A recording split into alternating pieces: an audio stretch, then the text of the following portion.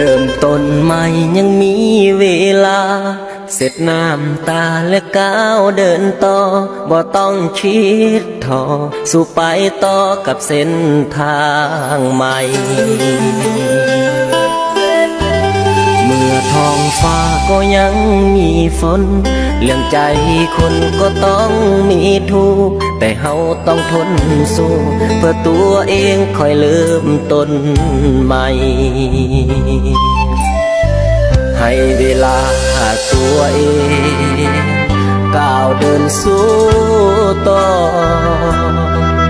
ตัวเฮายังมีค่าพอกับโลกใบนี้หยุดเสียน้ำตากับเวลาที่ผ่านไปจงใส่ใจกับปัจจุบัน